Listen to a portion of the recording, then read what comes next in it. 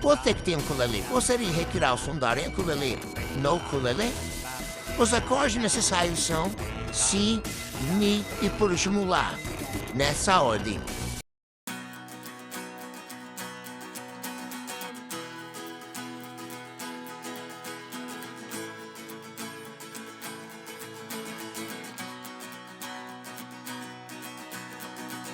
Na nota Mi, o auxiliamento de um capotraste será necessário, mas se você não tiver um capotraste, pode trocar para usar outra nota, Mi com sétima, mas o som ficará tão parecido.